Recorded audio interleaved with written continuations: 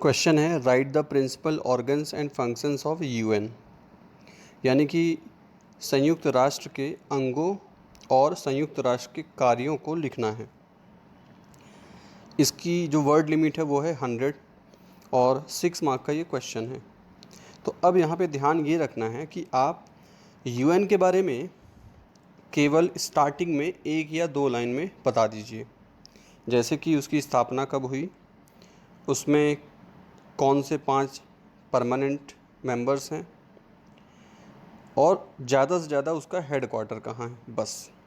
इसके अलावा यदि आप ज़्यादा इन्फॉर्मेशन देंगे तब आप उसके जो प्रिंसिपल ऑर्गन्स हैं और जो उसका फंक्शन है उसको नहीं लिख पाएंगे 100 वर्ड्स की लिमिट में। तो इसलिए ऐसे समझिए कि अगर 100% हम मान लें पूरे आंसर को, तो 100% में आपको केवल 10% देना है किसके लिए, यूएन के बारे में। इसके बाद जो उसके प्रिंसिपल ऑर्गन्स हैं उनके नाम लिखना है आपको, उसको मान लीजिए आप 20%।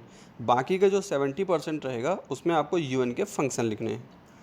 तो सबसे पहले आप ये बता दीजिए कि 24 अक्टूबर 1945 में यूएन ऑफिशियली इस्टेब्लिश होता है और जो इसका चार्टर है उसका रेटिफिकेशन होता है 5 परमानेंट जो मेंबर हैं, चाइना, फ्रांस, सोवियत यूनियन उस टाइम पे, और यूके, यूएस।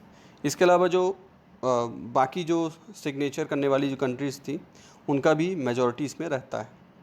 इतनी बात हमने बता दी किसके बारे में, यूएन के बारे में। अब इसके बाद 6 इसके प्रिंसिपल ऑर्गन्स कौन कौन से हैं उनके नाम लिखा जाए, जैसे general assembly, security council, economic and social council, trusteeship council, international court of justice, UN secretariat.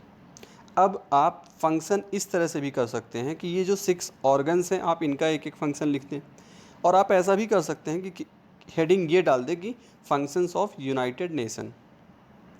तो फंक्शंस ऑफ यूनाइटेड नेशन में 3 मेन जो फंक्शन हैं इनको हमें डिस्कस करना है इस आंसर में। Number 1, maintain piece and security. Number 2, protect human rights.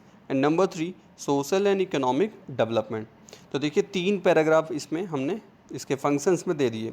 First paragraph में बता दिया मेंटेन पीस एंड सिक्योरिटी किस तरह से, फिर उसके बाद बता दिया ह्यूमन राइट का प्रोटेक्शन, और उसके बाद लास्ट में बता दिया सोशल एंड इकोनॉमिक डेवलपमेंट।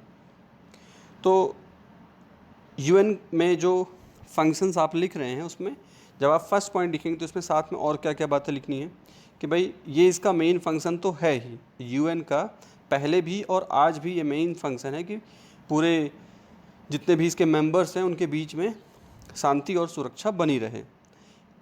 अब इसके लिए शांति सुरक्षा बना के रखने के लिए आर्मी चाहिए होती है, मिलिट्री चाहिए होती है, लेकिन यूएन का खुद का कोई मिलिट्री फोर्सेस नहीं है। इसके लिए जो इसके मेंबर्स हैं वहीं से पीस कीपिंग फोर्सेस को सप्लाई किया जाता है। और जब यूएन सिक्योरिटी काउंसिल का अप्रूवल मिल जाता है तब इन पीस कीपर्स को उन जगहों पे भेजा जाता है जहां अभी हाल ही में लड़ाई ख़त्म हुई है, ठीक, जहां कॉन्फ्लिक्ट अभी हुआ ही है। तो वहां पे कॉन्फ्लिक्ट को डिस्करेज करने के लिए और दोबारा से फाइटिंग स्टार्ट ना हो जाए इसके लिए इन्हें भेजा जाता है। इस काम के लिए यूएन को 1988 में नोबेल पीस प्राइज़ भी मिल चुका है। इतनी बात हमने बता दी फर्स्ट पैराग्राफ में। इसके बाद नेक्स्ट पैराग्राफ में आपको बताना है ह्यूमन राइट के बारे में। तो एडिशनल जो एक और फंक्शन है यूएन का वो है मेंटेन करना, प्रोटेक्ट करना ह्यूमन राइट को।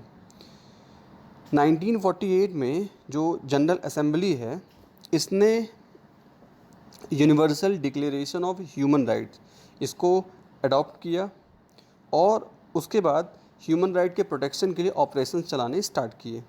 इसके अलावा ये इलेक्शन में टेक्निकल असिस्टेंस भी देता है यूएन, और जुडिशियल स्ट्रक्चर को इम्प्रूव करने के लिए में भी सहायता करता है, संविधान बनाने में सहायता करता है, और जो ह्यूमन राइट के ऑफिशियल्स होते हैं, अधिकारी होते हैं, उनको ट्रेन करने में सहायता करता है।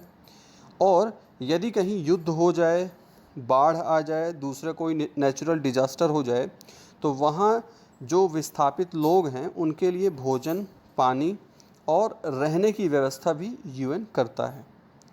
इसके बाद जो यूएन डेवलपमेंट प्रोग्राम है, इसके थ्रू सोशल और इकोनॉमिक डेवलपमेंट भी यूएन के द्वारा किया जाता है। तो इस तरह से 100 वर्ड्स की लिमिट शायद थोड़ी बहुत क्रॉस हो गई होगी, कुछ एक्स्ट्रा ही मैंने यहाँ पे दिया है इसलिए कि जिससे कुछ लाइंस भूल जाएं तो भी चल जाए। तो ये एक 100 वर्ड्स के लिए आंसर था।